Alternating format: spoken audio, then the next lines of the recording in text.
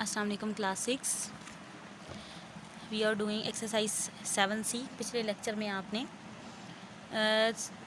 8 question तक complete कर लिया था और क्वेश्चन नंबर 11 कर लिया था। सो आज हमने क्वेश्चन नंबर 9, 10 और 12 क्वेश्चन करना है। स्टार्ट करते हैं आज का लेक्चर। क्वेश्चन है Kadar buys eggs at the rate of 5 for rupees 3।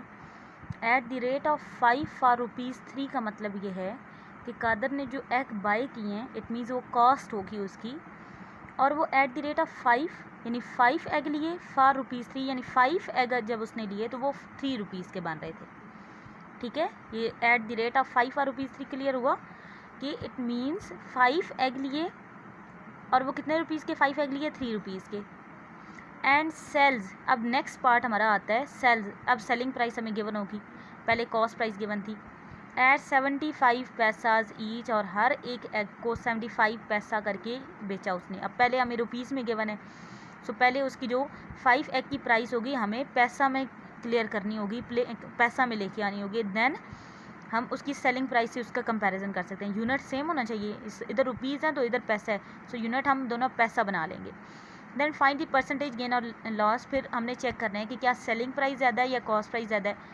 Check करने के बाद हमें पता चलेगा अभी परसेंटेज गेन आएगा या परसेंटेज लॉस आएगा।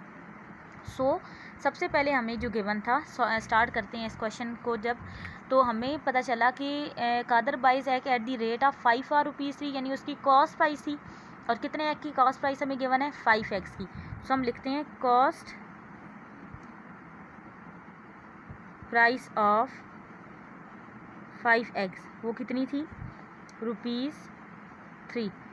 अब हमने जब इसको कन्वर्ट करना है पैसा में, तो ₹3 को हम 100 से मल्टीप्लाई करेंगे, क्योंकि 1 रुपये में 100 पैसा होता है।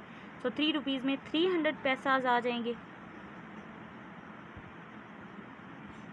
ठीक है, अब नेक्स्ट हमें क्वेश्चन में गिवन था कि एंड सेल्स एट 75 पैसा ईच, यानी ईच का मतलब है जो सेलिंग प्राइस है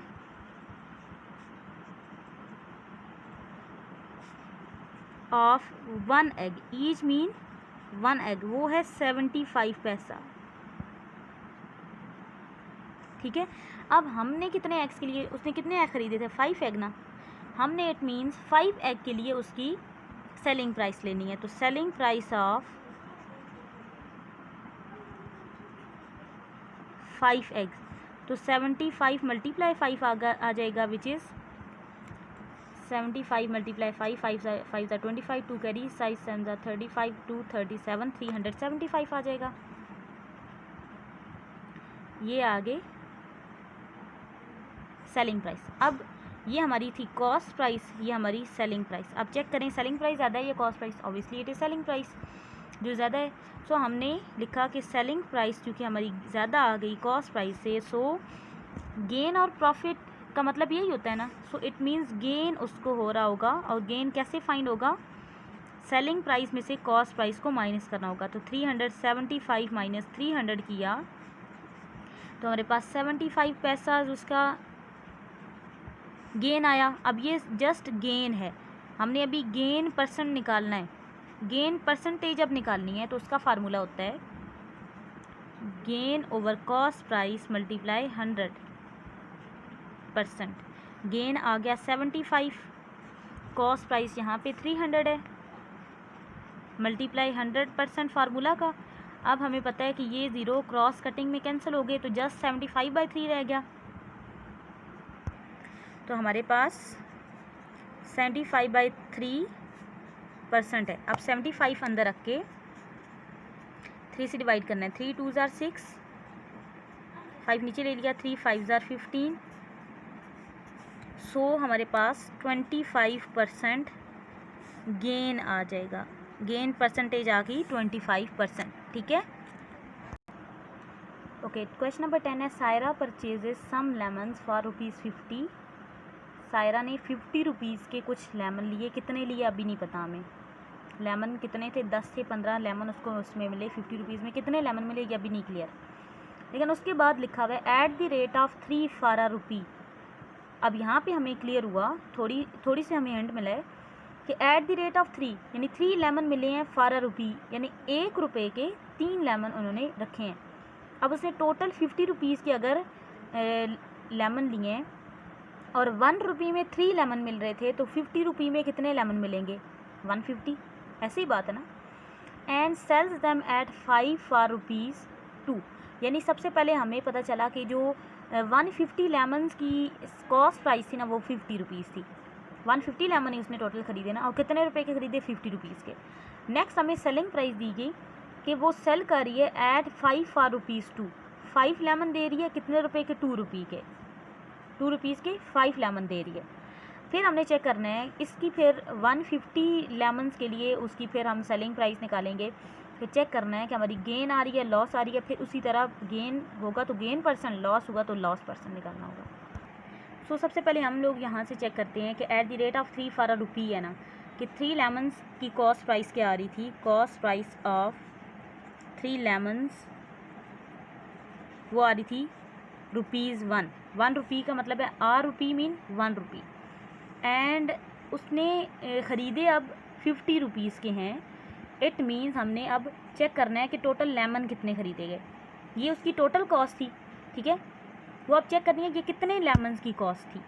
हमने उसके लिए पहले लेमन्स की तादाद को काउंट करना होगा, ठीक है।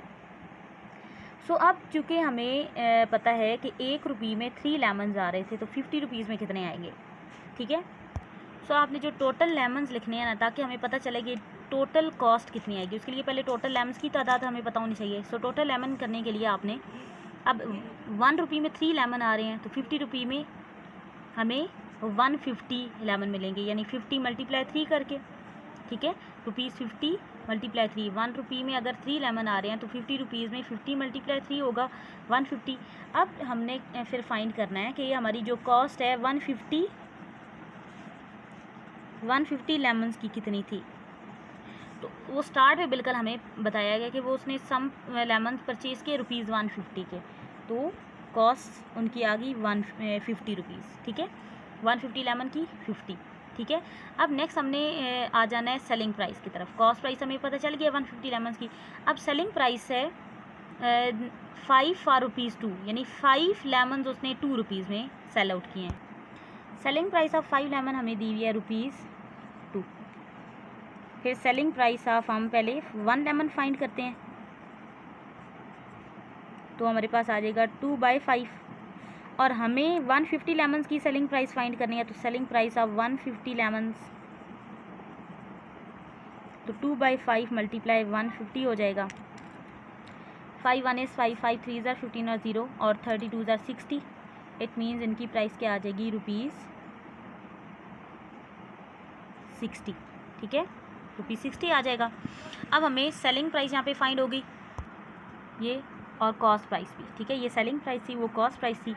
अब हमें यहाँ पे पता चल गया कि selling price is greater than cost price, so उसको क्या होगा? गेन होगा। और वो कैसे फाइंड होगा? Selling price minus cost price करके। इट मीन्स ₹60 में से ₹50 माइनस करेंगे तो 10 रुपीज़ गेन आ जाएगा। 10 रुपीज़ गेन आ गया। अब नेक्स्ट हमने गेन परसेंट भी निकालना था, क्योंकि वो हमारे पास फार्मूला होता है gain by cost price multiply 100%। Gain अभी हमने निकाला ₹10, कॉस्ट प्राइस हमारे पास 50 थी, मल्टीप्लाई 100%। क्रॉस कटिंग में हमारे पास ये वाला 0 और ये वाला 0 कैंसिल आउट हो जाएगा, और 10 मल्टीप्लाई 10 है, ऊपर आ गया, और bye 5%। 10 10s are 100/5%, which is 20%। और ये हमारे पास क्या आ गया है? गेन की परसेंटेज आ गई।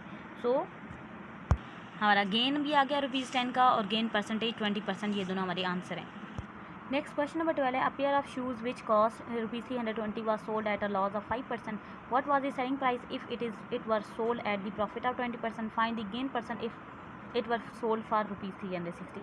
So अब ये क्वेश्चन आपको नज़र आ रहा है, इसमें आपको देखो यहाँ पे कॉस्ट दी हुई है, इतनी ये कॉस्ट प्राइस है, फिर लॉस परसेंटेज दी हुई है, आपको सेलिंग प्राइस निकालने को बोला गया और प्रॉफिट परसेंट भी दिया है, और लास्ट में आपको गेन परसेंट निकालने को बोला गया और आपको सेलिंग प्राइस दी हुई है। तो ये बड़ा कंफ्यूजिंग लग रहा है, लेकिन ये है नहीं। सो आपने सबसे पहले चेक करना है पहली स्टेटमेंट क्या है, इस क्वेश्चन के अंदर 3 पोर्शंस है। पहली आपकी यहाँ से यहाँ तक बनती है, इसको सॉल्व करेंगे, फिर यहाँ से यहाँ तक है और फिर लास्ट में यहाँ से यहाँ तक है। सबसे पहले जो पार्ट है उसको सॉल्व करना स्टार्ट करते हैं। A pair of shoes which cost ₹320 was sold at a loss of ₹5%, loss of 5%। It means हमें कॉस्ट प्राइस दी हुई थी शूज़ की ₹320 और लॉस परसेंटेज दी गई 5%, लेकिन हमें ये नहीं बताया गया was sold at loss of 5%, यानी परसेंटेज सोल्ड करने की बताएगी, या सोल्ड की प्राइस नहीं बताएगी। इट मीन्स इस पहले पोर्शन में हमें सेलिंग प्राइस निकालनी है। हमें कॉस्ट प्राइस पता है, लॉस परसेंटेज पता है, हमें सेलिंग प्राइस नहीं पता कि वो किस तरह की सेलिंग प्राइस थी कि उसको लॉस हुआ था, 5% का लॉस हुआ था। यानी पहले पोर्शन में हमें सेलिंग प्राइस निकालनी है। सो जब हमारे पास कॉस्ट हो और लॉस परसेंट हो और सेलिंग प्राइस निकालनी हो तो हम जो फार्मूला यूज़ करते हैं वो ये है, ये फार्मूला है आपका, ठीक है। इसको कलर किया ताकि आपको सेपरेट नज़र आए। अब कॉस्ट प्राइस हमें पता है कि वो 320 थी, लॉस परसेंट हमें पता है कि वो 5% है, ऑफ मीन मतलब होता है मल्टीप्लाई, और कॉस्ट प्राइस अगेन यहाँ पे पुट करनी है 320 माइनस 5% का मतलब 5/100, ऑफ मीन मल्टीप्लाई था। यहाँ से एक ज़ीरो हमारा कैंसिल आउट हुआ, 32 5 ज़ार 5 2 ज़ार 10, 1 कैरी, 5 3 ज़ार 15 और 1 16। 320 माइनस ऊपर आ गया 160 और बाई 10 है। अब यहाँ पे ये ज़ीरो भी कैंसिल हो गए, 16/1 which is 16। It means 320 minus 16 simple होगा। अब 320 माइनस 16 करना है, इसको 1 बनाया या 10 बना दिया, 10 माइनस 6 4, 1 माइनस 1 0 और 304 यहाँ पे आ गया। Selling price ₹304। सो ये हमारा फर्स्ट आंसर आ गया, ठीक है। आंसर को रेड कलर से मैं कलर करती हूँ। सो फर्स्ट आंसर लाने के बाद आपने सेकंड पार्ट रीड आउट करना है। What was the selling price if it were sold at the profit of 20%। अब कॉस्ट प्राइस स्टार्ट भी दी हुई है, अब उसी कॉस्ट प्राइस के साथ हमने अगेन सेलिंग प्राइस निकालनी है जबकि अब प्रॉफिट परसेंटेज दिया हो। यानी अगेन अब कॉस्ट प्राइस अगेन क्या है ₹320 और प्रॉफिट परसेंट दिया हुआ है 20%, और हमने क्या निकालनी है अगेन सेलिंग प्राइस। तो इसका जो फार्मूला है, अब इसका फार्मूला लिखा cost price plus profit percent of cost price. Again cost price क्या है 320, प्रॉफिट परसेंट है 20% ऑफ कॉस्ट प्राइस 320 प्लस 20% का मतलब 20/100, ऑफ मीन मल्टीप्लाई और 320। यहाँ से एक एक ज़ीरो हमारा कैंसिल आउट हुआ, ये वाला भी ज़ीरो और ये वाला भी ज़ीरो। सो अब जस्ट 32 और 2 आपस में मल्टीप्लाई होंगे, 2 मल्टीप्लाई 32 विच इज़ 64। तो जब हमने इन दोनों को ऐड किया 320 प्लस 64 ऐड करना है तो हमारे पास क्या आ गया 384 आ गया, ₹384। ये अगेन हमारी सेलिंग प्राइस आ गई, ये हमारा सेकंड आंसर आ गया। So this is answer. Next अब थर्ड पार्ट है, find the gain percent if it was sold for ₹360। अब गेन परसेंट निकालना है, कॉस्ट प्राइस सेम वही होगी पहले वाली। अब सेलिंग प्राइस सोल्ड फॉर ₹360, ये सेलिंग प्राइस है। अब सेलिंग प्राइस ये होगी, कॉस्ट प्राइस वो होगी और गेन परसेंट निकालना है। अब हमने कॉस्ट प्राइस 320 अगेन वही, सेलिंग प्राइस न्यू आई है 360 और गेन परसेंट निकालना है। सो अब यहाँ पे देखें कि हमारी जो सेलिंग प्राइस है वो ग्रेटर है कॉस्ट प्राइस से। इट मीन्स गेन पहले फाइंड करना है। गेन क्या आएगा, selling price minus cost price. वो 360 में से 320 माइनस किए तो ₹40 आ गया। अब हमने देन गेन परसेंट का फार्मूला लिख के उसको फाइंड करना है। गेन परसेंट का फार्मूला लिखा, अब गेन हमारा ₹40 अभी फाइंड किया, ये वाला कॉस्ट प्राइस 320 है मल्टीप्लाई 100%। यहाँ से एक एक ज़ीरो हमारा कैंसिल आउट हो गया, ये वाला ये ज़ीरो कैंसिल आउट हो गया। सो 40 मल्टीप्लाई 10 ओवर 32%, 40 मल्टीप्लाई 10 400 डिवाइड 32%। अब ये डिवाइड करना है, सो 400 अंदर रख के 32 से डिवाइड करते हैं। 32 1 इज़ 32, सब्ट्रैक्ट किया 8 आ गया, ज़ीरो नीचे ले लिया, 32 6 2 ज़ार 64, 16 पॉइंट लगा के 0, 32 5 जार 160, तो 12.5 हमारा गेन परसेंट आ गया, 12.5%। सो गेन परसेंट 12.5% आ गया। सो इस क्वेश्चन के तीनों पार्ट्स हमारे सॉल्व हो चुके हैं। पहला आंसर ₹304 सेलिंग प्राइस थी, दूसरे में 384 सेलिंग प्राइस थी और थर्ड में 12.5 गेन परसेंट। यही तीनों चीज़ें हमने फाइंड करनी थी। सो अगर आपको इस लेक्चर में कोई भी चीज़ कंफ्यूज करी हो, इवन एक्सरसाइज 7C में, तो आप मस्ट मेरे से पूछें।